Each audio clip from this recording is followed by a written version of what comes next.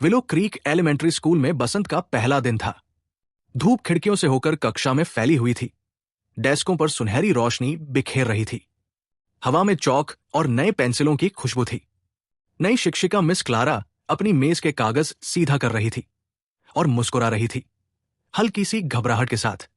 ये उनका पहला साल था एक अध्यापिका के रूप में। बचपन से उनका सपना था बच्चों को पढ़ाना, पर अब जब सपना सच हुआ तो दिल में तितलियां उड़ रही थी। 20 बच्चे उन्हें देख रहे थे। कुछ मुस्कुरा रहे थे, कुछ फुसफुसा रहे थे, और पिछली कतार में एक लड़का तो जोर से जम्हाई लेकर सबको हंसा गया। सुप्रभात बच्चों, मिस क्लारा ने कहा मुस्कुराते हुए। मेरा नाम मिस क्लारा है और इस साल हम साथ मिलकर सीखेंगे, हंसेंगे और बढ़ेंगे। बच्चे खिलखिलाए और साल का पहला दिन शुरू हुआ। पहले कुछ हफ्तों तक मिस क्लारा ने हर बच्चे से जुड़ने की पूरी कोशिश की। उन्होंने मजेदार पाठ बनाए, कहानियां सुनाई, यहां तक कि शुक्रवार को घर के बने कुकीज भी लाई। लेकिन कुछ तो ठीक नहीं था।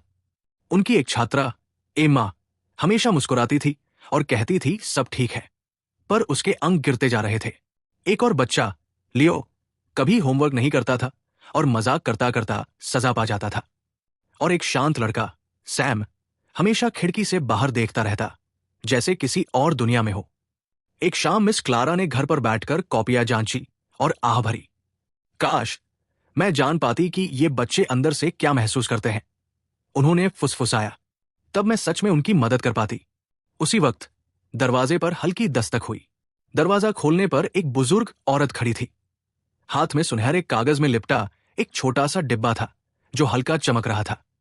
आप मिस क्लारा हैं, नई शिक्षिका? उसने मुस्कुराते हुए पूछा। जी, मैं ही हूं, क्लारा ने कहा, हैरान होकर। मैं भी कभी अध्यापिका थी, औरत ने कहा। मैं जानती हूं, बच्चों को सच में न देखना कितना कठिन होता है। ये शायद आपकी मदद करे। उसने डिब्बा क्लारा को थमाया। पर याद रखना, जो तुम इनसे देखोगी वो इस बात पर निर्भर करेगा कि तुम देखने का चुनाव कैसे करती हो।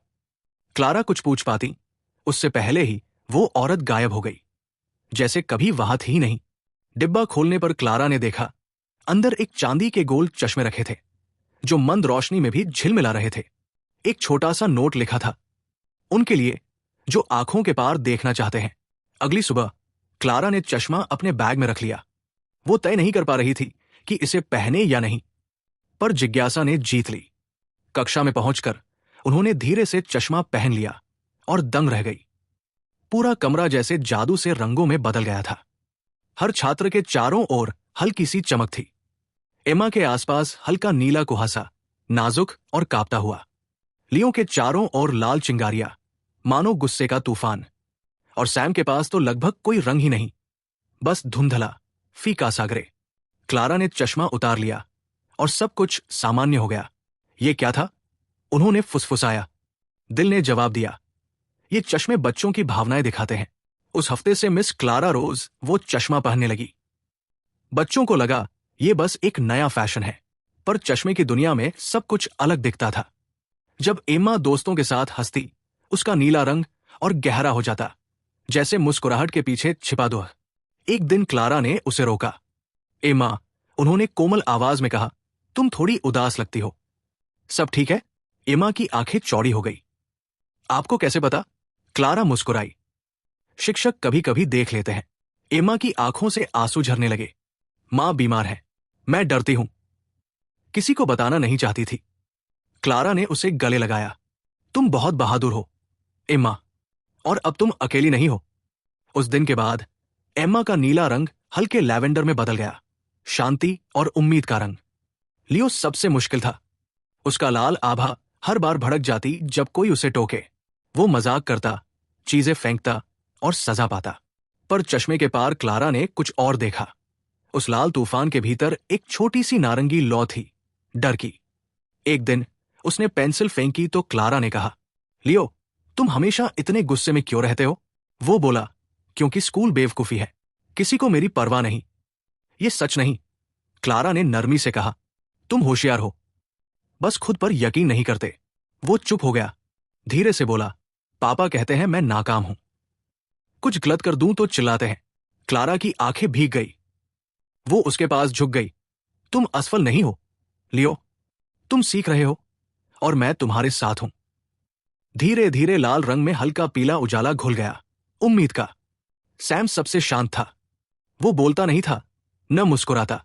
उसका ग्रे रंग कभी नहीं बदलता था। एक दिन कला की कक्षा में क्लारा ने देखा, उसकी ड्राइंग शीट खाली है। कुछ बनाओगे, सैम? उन्होंने पूछा। उसने सिर हिला दिया। नहीं। क्लारा उसके पास बैठ गई और एक छोटा सा पक्षी बना दिया। मुझे बचपन में पक्षी बनाना पसंद था।